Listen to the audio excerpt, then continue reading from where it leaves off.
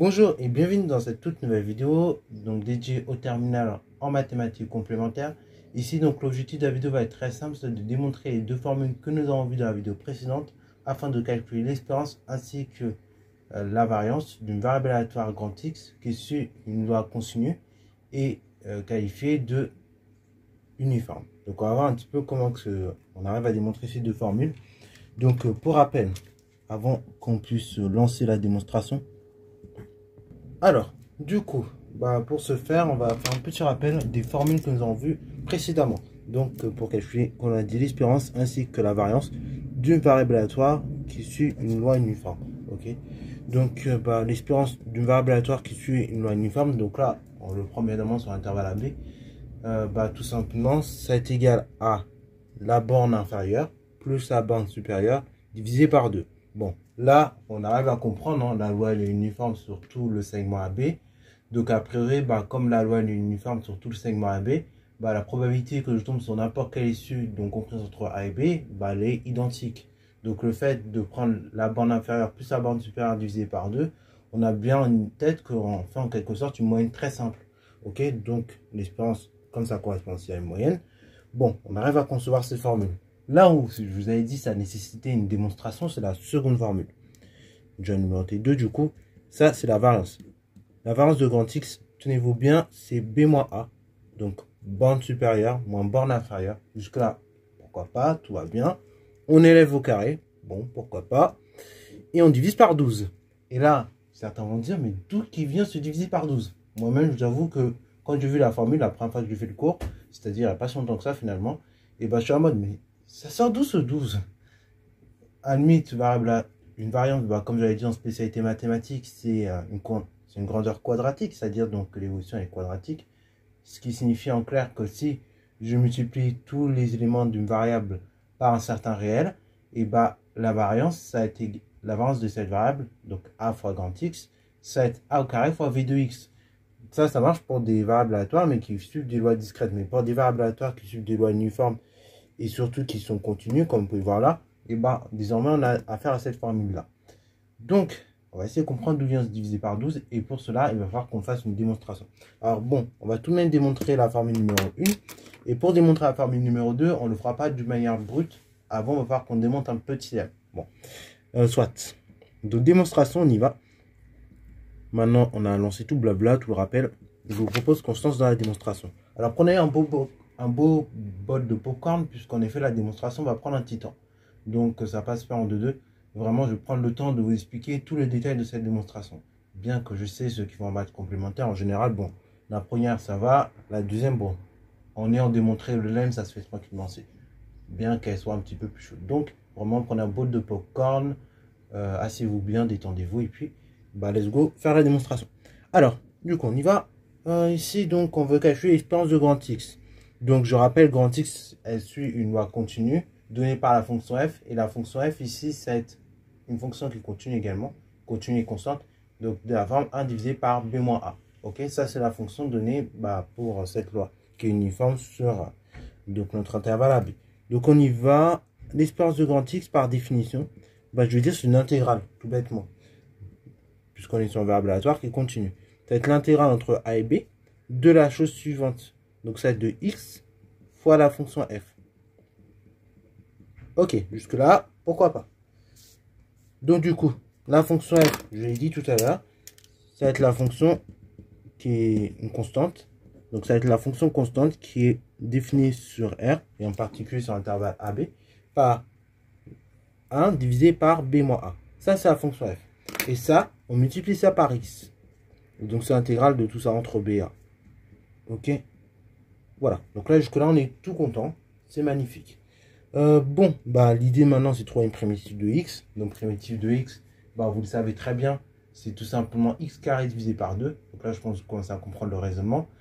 X au carré, parce qu'on monte dans le degré, mais sauf qu'après, quand je vais dériver x au carré, il y a un 2. Ok, j'ai un 2 fois x. Donc, pour contrer cette multiplication par 2, je suis obligé de diviser par 2.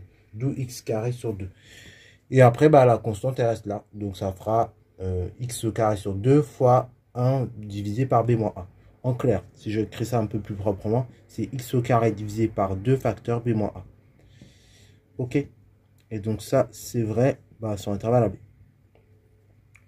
Donc du coup, on y va. Donc là, maintenant, une fois que vous avez trouvé la primitive, comme je le dis souvent, vous avez fait le travail le plus dur. Parce qu'après, là, c'est tout simplement le but de la fin de cet exercice. C'est tout simplement évaluer la primitive en B et ensuite l'évaluer en A. Donc en clair, vous remplacez X par B et ensuite X par A. Ok. Donc du coup, c'est parti mon kiki. Ça va donner donc la primitive évaluée en B, c'est-à-dire B carré divisé par 2 facteurs B moins A. Moins donc la primitive évaluée en A, c'est-à-dire A carré divisé par 2 facteurs B moins A. Là, tout de suite, vous regroupez tout sur la même trait de fraction puisque les dénominateurs sont égaux. Donc ça fait 2 facteurs B moins A pour le dénominateur et au numérateur j'ai B carré moins A carré. Ok. Maintenant, là, B carré moins A carré, tout de suite dans votre tête, ça doit sonner, ça doit résonner, ça doit crier. Vous devez vous dire, ah, petite factorisation. Donc on va factoriser, let's go. Donc B carré moins A carré, ça, identité remarquable, c'est B moins A, facteur B plus A. Divisé par la chose suivante, 2 facteurs B moins A. Je simplifie par B moins A. Il me reste donc B plus A, ou A plus B d'ailleurs. On peut inverser, on a le droit de permuter, divisé par 2. Et donc ça, c'est l'espérance de grand X. Ok, donc conclusion, espérance de grand X, c'est bien A plus B divisé par 2. Dans le cadre où grand X est une loi continue, donnée par la fonction suivante, 1 divisé par B moins A. Et donc cette loi, elle est également considérée comme uniforme. Voilà, donc ça c'est nickel. Donc on a espérance pour une variable grand X qui est continue et qui est une loi uniforme sur un intervalle AB. Ok, donc ça c'est bon. Maintenant qu'on a démontré la formule de l'espérance, il va falloir qu'on démontre celle de la variance. Et avant de vous montrer la formule de la variance, il va falloir qu'on introduise un petit lemme qu'on va démontrer par la suite. Alors le lemme, il va vous paraître un peu théorique, je le sais, mais on n'a pas le choix. C'est ça qui va nous aider vraiment à poursuivre la démonstration dans les meilleures conditions. Parce que pour l'avoir faite, avant de faire la vidéo, je vais tester quand même. Donc pour avoir testé un petit peu avant, on est obligé de passer par ce lemme. Il n'y a pas d'autre manière de faire. Enfin, si en soi, on pourrait toujours le faire autrement, c'est-à-dire tout développer, tout factoriser, mais bon. C'est pas la méthode que je vais utiliser. Si je voudrais vous faire utiliser une méthode qui est un peu plus astucieuse. Parce que vous savez, j'aime bien faire des choses un peu astucieuses. Pardon. Je ne vais pas trop en dire, sinon après je vais déborder sur la suite de la vidéo. Donc petit lemme. Ici, on va donc prendre, quel que soit n, un entier naturel non nul. Et quel que soit k, donc un entier naturel non nul également. Qu'est-ce qui se passe? L'idée, c'est de factoriser a puissance n moins b puissance n. Parce qu'en effet, on sait comme vous l'avez vu tout à l'heure, on sait très bien factoriser a puissance 2 moins b puissance 2. Très simple, c'est a moins b facteur a plus b. Mais dans le cadre où vous avez a puissance 3 moins b puissance 3, a puissance 4 moins b puissance 4, a puissance 15 moins b puissance 15, bon, là on ne sait pas factoriser, a priori. On n'a pas de formule que l'on connaisse en classe de terminale pour factoriser ce genre de choses. Et c'est là où mon aide va être un peu utile, c'est là où cela va être un peu utile, puisqu'il va nous permettre de factoriser n'importe quelle expression de cette forme-là. A puissance n moins b puissance n. En effet, si vous voulez factoriser cette expression a puissance n moins b puissance n par a moins b, et dans ce cas, vous dites que a puissance n moins b puissance n, vous pouvez factoriser par a moins b, et donc ça va donner a puissance n moins b puissance n qui est égal à a moins b, facteur, somme lorsque k démarre à 0 jusqu'à n-1 de a puissance n-1 moins k, b puissance k. Alors là, oui, comme ma somme elle s'arrête à n-1, il faut qu'en exposant la somme des exposants déjà, quand vous additionnez cet exposant avec celui-là, ça vous donne tout simplement n-1, ce qui est le cas. Deuxième chose, donc, en effet, on démarre à 0 la somme et on va l'arrêter à n-1. Ça, faut bien prendre ça en compte. Pour simple et bonne raison, c'est que là, après, quand je vais développer ces termes-là, donc je vais avoir du n-1 ici, n-1 ici. Après, quand je vais développer avec cette parenthèse-là, je vais retomber sur du puissance n. Ok? Bon, cette formule vous paraît un peu théorique, je le sais. Surtout quand on est en maths complémentaire, donc c'est un peu compliqué les sommes en général. Même en SP, je vous assure, parfois on n'arrive pas bien à l'introduire. Mais tout de même, on va essayer de l'expliquer. L'idée donc de cette factorisation-là, c'est comme je l'ai dit, proposer une factorisation de a puissance n moins b puissance n en fonction de a moins b. Et donc, ça va être une somme. Ça va être la somme lorsque k démarre à 0 jusqu'à n-1 de toute cette chose-là. Donc par exemple, si j'ai deux facteurs, bah, j'ai A puissance n-1 moins K. Et donc K il démarre à 0, donc j'aurai A puissance n. Donc là c'est n-1, du coup ça va valoir la chose suivante. Elle va valoir 1. Et donc K il démarre à 0. Donc j'aurai la chose suivante, j'aurai 1 moins K. Donc A multiplié par B puissance K, c'est-à-dire 0. Et après, pour le deuxième terme, parce que là encore une fois c'est une somme, bah là j'aurai pour ce terme-là 0 fois B puissance la chose suivante. Enfin j'aurai 1 pardon. Fois B puissance la chose suivante, fois B puissance 1. Et donc ça me donnait A plus B. Bon, dans ce cas-là, ici je ne vais pas vous faire la démonstration du cas général, pour une simple bonne raison, c'est qu'on n'est pas en spécialité mathématique. Pour démontrer cette formule dans un cas général, il faudrait qu'on utilise un type de raisonnement qu'on appelle le raisonnement par récurrence. Ce raisonnement par récurrence, comment on procéderait? L'idée elle est très simple, c'est-à-dire que tout d'abord on va tester la propriété au premier rang, c'est-à-dire donc au rang 1 ici. Ok, donc on teste la propriété au rang 1, on voit si ça fonctionne. Ensuite, si la propriété fonctionne, dans ce cas-là, on dit qu'elle est initialisée. Dans ce second temps, on va tester son hérédité. Donc, pour tester l'hérédité d'une telle propriété, qu'est-ce que je vais faire? Eh bien, on va poser ce qu'on appelle une hypothèse de récurrence. C'est-à-dire, donc, on va supposer la propriété vraie au premier rang, enfin, un rang n quelconque, pardon.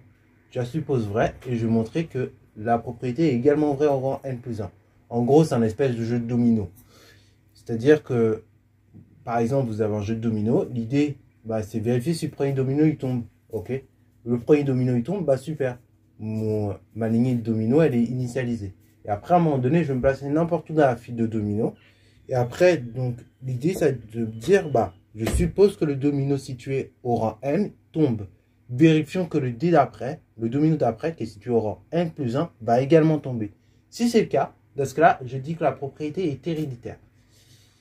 Et après, dernière étape, une fois que j'ai montré que la propriété était héréditaire, donc ça c'est en général l'étape la plus difficile, surtout que là on a un sigma, donc ça ne facilite pas la vie, c'est difficile. Une fois qu'on est arrivé à montrer cela, donc la propriété est initialisée et héréditaire, comme vous êtes sûr que le premier dé il tombe, le premier domino il tombe, et ensuite que n'importe où je suis dans la file, le domino d'après tombe également, automatiquement tous les dominos tombent, et automatiquement donc la propriété par conséquent elle est vraie. Bon, ça c'est l'idée de la récurrence. Pareil, donc je ne vais pas la faire dans cette vidéo. Si vous voulez voir comment on fait des raisons par récurrence, je vous invite à aller voir mes vidéos de Spemas qui présentent super bien la chose normalement. Donc je reprends effectivement cet exemple de domino. Vous voyez sur différentes propriétés un petit peu comment ça marche. Parce qu'après, en fonction des propriétés sur lesquelles on a et sur lesquelles on tombe, on a des petites subtilités à adopter. Et voilà. Donc là, je pense que je vous ai un peu tout dit là-dessus. Dernière chose ici. Nous, on va pas faire la démo du cas général, mais on va faire la démo du cas où n égale 3. Donc, pour n égale 3, cette propriété va s'écrire de la façon suivante. C'est-à-dire, j'ai a puissance 3 moins b puissance 3 que je vais pouvoir essayer de factoriser par a moins b. Donc, je vais avoir toujours a puissance 3 moins b puissance 3 que je vais factoriser par a moins b. Et donc, l'idée, ce cas, c'est-à-dire que ma somme ici, elle va démarrer à k égale 0 et elle va s'arrêter à 2. Donc, j'aurai 1, 2, 3 termes. Ok, j'aurai le terme d'indice k égale 0, le terme d'indice k égale 1. Et le terme d'indice k égale 2. Pour le premier terme, donc j'ai a puissance n-1, c'est-à-dire a puissance 2, moins k, donc moins 0. Donc en fait, j'aurai a puissance 2, donc a au carré, fois b puissance 0, donc fois 1. Donc j'aurai un carré tout court. Ensuite, pour le deuxième terme, j'ai a puissance n-1, c'est-à-dire a puissance 2, moins 1. Donc ça fait a puissance 1, fois b puissance 1. Donc ça fait en clair ab. Et enfin, pour le dernier terme, a puissance n-1 moins k. Ça fait donc a puissance 2 moins 2, donc ça fait 1 fois b puissance k, c'est-à-dire b au carré. Voilà. Donc là, voilà la propriété, comment elle s'écrit au rang n égale 3. L'idée, c'est de démontrer ce petit lemme dans le cas où n égale 3. Donc vous allez voir, cette démo, elle est très très simple. Dans le cas où n égale 3, j'ai fait faire même à mes secondes. Bon, c'est pas pour vous déprimer, mais c'est vrai qu'en seconde, parfois, je fais faire cette démo. Alors bon, je pense que la personne pour laquelle j'ai préparé le contrôle ne devrait pas le savoir. Il y a peu de chances qu'on le fasse, mais si on le fait en tout cas, bon. Tu verras la vidéo 2 ans plus tard, désolé, mais bon, fallait bien que je le fasse un jour. En seconde, oui, c'est vrai que parfois, j'en fais faire des choses un peu plus poussées que la norme. Ça, c'est pas le programme de seconde, c'est un truc qu'on fait en terminale, et encore, vous voyez là, c'est même pas du programme de terminale. Mais donc l'idée, c'est que quand on est en seconde, quand on veut démontrer cette propriété-là, c'est tout bête, mais on ne sait pas passer de cette forme-là à cette forme-là. En revanche, je sais passer du membre de droite vers le membre de gauche. Tout bêtement, ça s'appelle développer. Donc c'est de cette manière-là, comme les secondes, qu'on va essayer de démontrer. la propriété. Donc démonstration, donc ici on va juste démontrer le lemme, donc dans le cas où n égale à 3. Donc démonstration, bah, on va essayer de montrer que quel que soit AB réel, bah, ceci, c'est aussi égal à ceci. Pareil, quand vous avez une égalité, parfois vous arrivez. Souvent, on est trop tenté à démontrer de gauche vers la droite. Mais si vous n'arrivez pas à démontrer de gauche vers la droite, parfois essayez de montrer de droite vers la gauche. Et parfois, il y a certaines égalités aussi, malheureusement, on n'arrive ni à montrer de gauche vers la droite, ni de droite vers la gauche directement. Parce que là, bah, ce que vous faites, vous démontrez, enfin, vous partez du membre de gauche, vous faites vos calculs nécessaires, vous tombez à un moment donné sur un résultat. Et après, vous partez du membre de droite, vous refaites tous vos calculs, et à un moment donné, vos deux résultats doivent se croiser. Automatiquement, s'il y a égalité, il va y avoir un croisement. Concernant donc la démonstration de ce lemme, pour le cas où n égale à 3, comme j'ai dit, on va donc faire le développement suivant. Donc, quel que soit le couple AB, appartenant donc à l'ensemble des réels, ok, A moins B facteur A carré plus AB plus B au carré, c'est égal. Alors pareil, pourquoi je fais faire ça à mes secondes, c'est parce que les secondes, ils ont beaucoup de mal à développer. Donc là, j'espère que vous avez moins de problèmes en terminale. Mais si vous avez encore ce problème-là, je vous dis une méthode. Quand vous devez développer des choses comme ça, toujours, d'abord c'est le A, donc le premier terme qui est dans la première parenthèse, que vous distribuez à tous les termes qui sont dans la seconde parenthèse. Faites comme ça, au moins vous ne vous tromperez plus jamais. Donc ça me donne A fois A au carré, A puissance 3. Plus A fois AB, bah du coup ça fait A au carré, B. Et ensuite ce dernier c'est A fois B carré, donc A, B carré. Ensuite, là, j'ai distribué le A à toute la seconde parenthèse. Pareil, pour le moins B, l'idée c'est la même. Ça reste tout à fait la même. Donc le moins B, je vais distribuer à toute ma seconde parenthèse. Donc je vais avoir moins B fois A au carré, donc A carré B. Ensuite, j'ai moins B fois A fois B. Donc du coup, ça fait A fois B carré. Et enfin, j'ai moins B fois B carré, donc moins B puissance 3. Pareil, il y a des choses, je vais pouvoir simplifier. A carré fois B, bah, ça simplifie, j'ai son opposé. J'ai moins A carré B. Et A plus B au carré, et bah, son opposé, c'est moins A B au carré. Et ainsi, bah, de manière très directe, je trouve que j'ai A puissance 3 moins B puissance 3. Alors là, vous allez me dire, ok, c'est bien sympa. Tu nous as montré un petit lemme, il a l'air drôle, il a l'air sympa à démontrer. Mais en quoi ça nous aide à la démonstration de cette propriété? Et bah, nous allons voir tout de suite au cours de la vidéo. Alors, l'idée, c'est de démontrer la seconde propriété. Donc, pour démontrer la seconde propriété, que variance de grand X égale à B moins A le tout au carré divisé par 12, et bah tout simplement, on va pas faire 150 millions de méthodes. Première chose que je veux vous dire, c'est que pour calculer une variance, on a deux méthodes en fait, on a deux formules. Soit, bah, tout simplement, vous prenez l'intégrale de la chose suivante, c'est-à-dire de entre A et B, de x moins l'espérance de grand X tout au carré fois la fonction f. Ça peut se faire. C'est un peu long, c'est un peu fastidieux, mais ça peut se faire. Ou soit, deuxième solution, et c'est ça que je préférais, on va prendre l'intégrale entre A et B de la chose suivante, c'est-à-dire de x au carré fois la fonction, moins l'espérance de grand X. Ok. Donc ça, c'est la deuxième méthode en général que je préfère. Elle est plus simple, plus rapide et voilà. C'est assez, là, on manie assez bien les choses. Tandis que la première méthode, elle est assez, je trouve, elle est assez rude et complexe. Ok. Après, c'est mon point de vue là-dessus, mais voilà. Donc, bah, c'est parti mon kiki. Donc, on va utiliser la deuxième méthode. Alors, non, d'ailleurs, ça s'appelle la formule de Koenig-Huygens. Pour ceux qui voudraient voir plus de détails, pour ceux qui voudraient plus de détails sur cette formule, comment elle démontre tout ça, bah, je vous renvoie à la playlist dédiée à ce chapitre-là. Donc, loi de probabilité à densité, je crois que j'ai dû l'appeler. Là, vous trouverez facilement la démonstration de cette propriété. Donc, bah, on y va. Donc, on va mettre que variance de grand X, c'est intégrale entre A et B de x au carré fois la fonction f, moins l'espérance de grand X au carré. Alors, faites gaffe, s'il vous plaît, quand vous notez cette propriété comme ça, vous la notez bien comme ça. Vous ne commencez pas à mettre le moins à côté du dx, le dx qui se balade à droite à gauche, parce que sinon on ne comprend plus rien. Bon, maintenant c'est nickel. Je vous laisse faire le calcul. Bon, c'est-à-dire, donc c'est l'intégrale entre a et b de x au carré fois la fonction. La fonction, on l'a dit tout à l'heure, c'est 1 divisé par b moins a. Et ça, donc, c'est, vous retirez à cela, donc l'espérance. L'expérience, on l'a calculé tout à l'heure d'ailleurs. C'est B moins A plus B plutôt. On va mettre comme ça. A plus B, le tout divisé par 2. Et donc ça, je le mets au carré. Ça, c'est vrai parce qu'on l'a calculé tout à l'heure. Tout simplement. Du coup, maintenant, il faut chercher une primitive de x au carré. Donc là, vous commencez à comprendre. C'est x puissance 3 divisé par 3. Sauf que j'ai ma constante. Donc ma constante, je ne vais pas l'abandonner. Ma constante, elle est liée à moi, en quelque sorte, quand c'est une primitive ou une dérivée. Donc il faut que je la garde. Donc le 1 divisé par b moins a, et il faut que je le laisse. Donc en clair, ça va me donner 3 facteurs b moins a. Et donc ça, cette primitive, je vais évaluer en a et je vais évaluer en b. Ok? Et donc ça, pour l'instant, ce qu'on va faire dans un premier temps, c'est essayer de distribuer le carré au numérateur et au dénominateur. Donc là, ça va me donner au numérateur a plus b au carré divisé par 2 au carré 4. Ah, là on commence à comprendre d'où vient 12 peut-être. Là on voit 3, on voit un 4. Peut-être on commence à comprendre d'où vient 12. Mais bon, on n'a pas fini la démo, donc on peut rien en dire pour l'instant. Bon, là en fait, quand vous avez trouvé la primitive de cette fonction, vous avez fait l'un des plus durs travail donc, de toute l'humanité. Puisque maintenant, il faut juste évaluer en b et évaluer en a. Donc on y va, ça fait b puissance 3 divisé par 3 facteurs b moins a.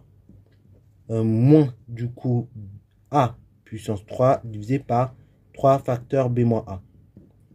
Moins a plus b au carré divisé par 4. Alors pareil, là les addicts du développement, s'il vous plaît, on n'est pas potes. Vraiment, on n'est pas potes, on s'aime pas, je sais pas comment vous le dire, mais on s'aime pas. Bon, déjà première chose, mais pourquoi je dis ça?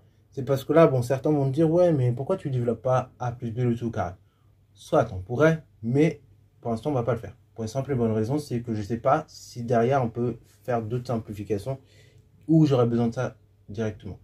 Donc, quand vous ne savez pas comment simplifier les choses, en général, je vous pousse toujours à faire une factorisation. Ok, là, on va essayer de factoriser. On verra après ce qu'on en fait du a plus b au carré. Si c'est nécessaire de la factorisation, je le garde. Si ce n'est pas nécessaire, de là, on développera. Mais là, pour l'instant, je le laisse ainsi parce que de toute manière, là, l'étape qui suit, celle-ci, ça va être de mettre tout mes dénominateurs. Parce que oui, en effet, mon but, c'est de tout regrouper sur un trait de fraction. Parce que dans la formule, j'ai un trait de fraction, je n'ai pas 3. Donc déjà, les deux premières, elles sont bien. 3 facteurs b moins a. Ok, ça, c'est nice. La dernière, elle est un peu isolée quand même des autres. J'ai un 4. Donc déjà, le 4, vous avez multiplié le numérateur et le dénominateur de la première ainsi que de la deuxième fraction par ce 4-là. Ok? Voilà, déjà, vous faites ça. Vous gagnez du temps. Ensuite, la deuxième fraction. Qu'est-ce que vous faites? Vous allez multiplier, la dernière fraction plutôt, vous allez multiplier par le dénominateur de la première ou de la deuxième. En fait, ils sont identiques. Donc, vous allez multiplier par 3 facteurs b moins a. Ok, nice. Une fois que j'ai fait ça, c'est nickel. Hein, j'ai fini, j'ai commencé à finir le boulot. Maintenant, vous avez fait plusieurs parce qu'en fait, c'est là où les problèmes commencent. Moi, quand j'ai fait la démo, j'ai dû... Encore une fois, je vous raconte mon expérience un peu personnelle vis-à-vis de cette démonstration. Et c'est pour ça que j'aime beaucoup la faire. Parce qu'au moins, on peut raconter des expériences et comment que ça fonctionne. Là, si vous la faites et que vous allez trop vite, là, il faut bien prendre le temps de la faire. Parce que si vous allez trop vite, en effet, vous allez oublier des choses, vous allez mal mettre au même dénominateur et c'est là où vous verrez rien du tout. Donc, il faut vraiment prendre le temps, bien faire la démo. Et s'il faut, mettre plusieurs couleurs comme ça, forcer. Mais voilà, il faut bien faire gaffe à bien voir tout, tout ce qu'il faut, quoi. Donc là, le dénominateur commun, du coup, c'est 4 fois 3 fois b moins a. Donc 12 facteurs b moins a. Ah, là, on commence à comprendre d'où vient 12. C'est super. Et après, du coup, on y va. Je copie tout ce dont j'ai. Donc 4b puissance 3. Moins 4a puissance 3. Moins, alors le 3, je vais mettre avant. Ça fait 3 facteurs. Donc b moins a fois a plus b, le tout au carré. Ok. Bon. Voilà, là j'ai bien tout copié, donc c'est nickel. Maintenant, faut quand même finir la démonstration, il faut quand même l'avancer. Bon, moi dans ma formule, j'ai juste un 12. J'ai pas de b-a comme ça qui traîne. Donc c'est là où c'est pas évident. Il faut arriver comme ça à factoriser tout le haut par b-a. Comme ça, après le b-a, il saute. Donc là, j'ai un b-a ici, c'est nickel. Mais là, ici, pour ce terme-là, il faudrait que j'arrive à faire apparaître le b-a. Alors là, c'est pas évident, je le sais. Mais si vous reprenez le lemme qu'on a démontré il y a à peu près 6 minutes, 7 minutes, revenez en arrière. Il y a un petit lemme qu'on a démontré. Et justement, là, je vais m'en servir. Alors déjà, je vais factoriser par 4. Après, on verra qu'est-ce qu'on en fait du 4 par la suite. mais je factorise par 4. Donc ça fait 4 facteurs b puissance 3 moins a puissance 3. Moins 3 facteurs b moins a facteur a plus b. Et là, pourquoi je vous dis il est intéressant de factoriser? Parce que b puissance 3 moins a puissance 3, avec un peu de chance, bah, si je reprends mon lemme, je peux factoriser par b moins a. Et là, je retiens b moins a. Et là, au dénominateur, bah, comme j'ai un b moins a, ça va être tout BNF, puisque après, derrière, je vais pouvoir finir ma simplification. Donc, c'est là l'intérêt de simplifier par l'intérêt de notre lemme. Donc, ça va faire 4 facteurs la chose suivante. Donc, du coup, on aura b moins a, toujours. Et après, le b, il va descendre d'un cran. Donc, ça fera b carré. Plus, donc là, le b redescend d'un cran. Ça fait b puissance 1 fois a puissance 1. Là, pour le coup, le a, il monte. Donc, ça fait ab. Et enfin, pour le dernier terme, bah, du coup, là, le b redescend encore d'un cran. Ça fait b puissance 0, 1. Multiplié par a puissance 2. Donc, ça fera a au carré. Ok. Moins 3 facteur b moins a facteur a plus b au carré. Voilà. Là, pareil, les erreurs très classiques qu'on peut faire dans cette démo, c'est oublier le 3 ici, oublier le b moins a ici, oublier le a plus b au carré. En fait, on peut faire tellement d'erreurs dans cette démo parce qu'on n'est juste pas attentif. Et c'est ça qui va faire qu'on ne verra pas bien les choses. Ok? Et je vous dis, cette erreur est toute bête, mais elle vient de là. Si vous ne recoupez pas bien ce que vous avez mis ici, ça y est, c'est mort. Bon, du coup, là, j'ai 12 facteurs b moins a.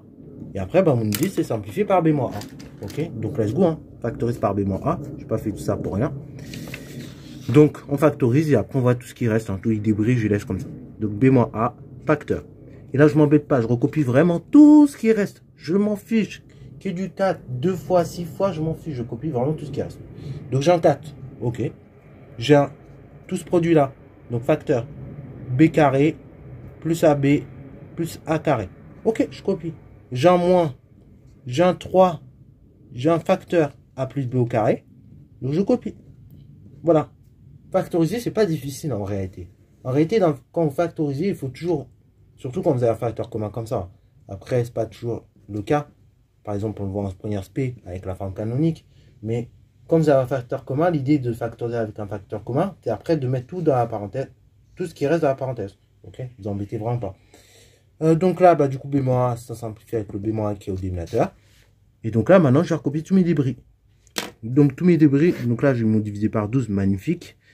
Et après, bah, le numérateur, on va voir ce qu'on en fait. Donc, j'ai 4 facteurs. Alors, je vais mettre dans l'ordre. Ça fait a carré plus ab plus b carré moins 3 facteurs a plus b, le tout au carré. Bon, là, maintenant, du coup, l'idée, ça va être de développer. Donc, on divise par 12. Donc, j'ai 4 facteurs a carré plus ab plus b carré moins 3 facteurs a plus b au carré. Donc, on développe. Là, le 4, je distribue à tous les termes de la parenthèse. Ça fait 4a carré plus 4ab plus la chose suivante, 4b carré. Moins 3 facteurs. Je développe l'identité remarquable. A carré plus 2ab plus b au carré. Là, pareil, tout ce qui est développement, identité remarquable, factorisation, il faut que ça découpe comme ça débite comme ça sur vos copies. Vraiment, comme j'ai fait là à l'oral, il faut que ça débite. Bon. Après, et on divise par 12. Pareil, là, je développe assez rapidement, mais ça se travaille. Hein.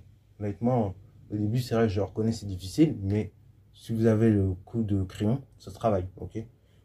Et puis après, c'est surtout de la tête. Si une fois que de la tête, ça va vite, après, on peut adapter sur la vitesse d'écriture. Ne vous inquiétez pas. Bon, parce que moi-même, je suis quelqu'un qui écrit très lent. Et peut-être vous l'avez remarqué d'ailleurs.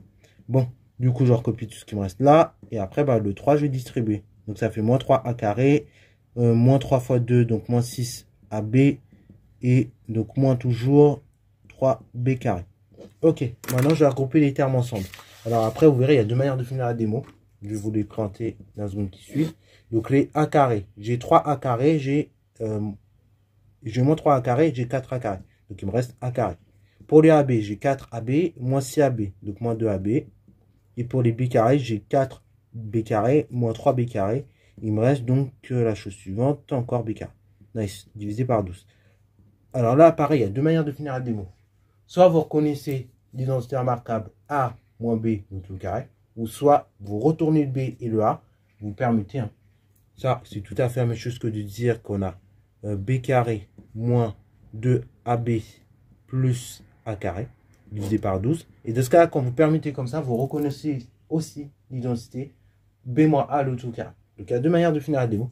Soit vous allez finir, donc soit vous finissez comme ça. Vous dites que c'est égal à A moins B au carré divisé par 12. Ou soit, vous dites que c'est égal à directement B moins A au carré. Divisé par 12 toujours. Alors après, vous allez me dire, ouais, mais du coup, qu'est-ce qui me permet de justifier l'égalité de là à là? Et là, il y a un petit argument assez subtil à utiliser que je vais vous dévoiler, mes amis. Alors oui, peut-être, si il y a des secondes qui me regardent, ça peut être intéressant à regarder. Enfin, ça peut être intéressant si vous avez des frères ou sœurs qui sont en seconde ou en troisième qui ne comprennent pas parfois ce qui leur arrive quand ils développent des choses. Appelez-les et dites-leur de regarder la vidéo à ce moment-là. Parce que là, je vais expliquer un truc qui peut servir. Bon, là et là, qu'est-ce qui diffère de là et là? Vous avez effectivement inversion des A et des B. Et surtout changement de signe. Et pourquoi ça reste égal tout de même? Et en fait, c'est lié tout simplement à la fonction carré. Parce que derrière, là, j'applique que là, en fait, j'ai appliqué la fonction carré. Donc, on va dire, quel que soit x appartenant à R, en fait, l'idée, c'est de dire que la fonction qui a tout réel x associé son carré, c'est une fonction P qui est paire. Ok? Ça, c'est paire sur l'ensemble des réels. Comme c'est une fonction qui est paire sur l'ensemble des réels, ça signifie quoi? Ça signifie que tout simplement, l'image donnée par le réel x quand vous l'élevez au carré, c'est aussi égal à l'image donnée par le réel moins x quand vous l'élevez au carré. Ok? Moins x au carré, c'est moins x fois moins x, ça fait tout simplement x au carré. De même que x au carré, c'est x fois x, donc x au carré. Vous voyez?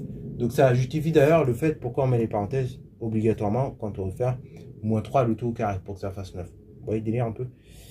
En clair, donc dans mon cas précis, comme la fonction qui a tout réel x associé son carré est paire, dans ce cas-là, je peux très bien dire que a moins b le tout au carré, c'est aussi égal à l'opposé de a moins b le tout au carré, c'est-à-dire b moins a le tout au carré. Ok? Et donc ça me permet de justifier comme ça l'égalité de là à là. Et c'est pour ça, parfois, quand vous développez certaines expressions en seconde, parfois moi-même je le fais, je le sais, c'est méchant, mais bon, il faut bien que je vous teste un peu.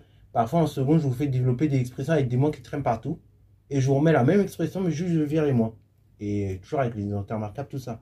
Et en fait, je vous fais développer ces expressions pour que vous remarquez en général que, tout simplement, la fonction carré est paire. Donc, en fait, que vous développez, que vous mettez des moins partout, ou que vous n'en mettez pas, ça revient au même, ok? Ou que vous changez juste le signe de chacun des termes, ça va revenir au même, en fait, quand vous développez.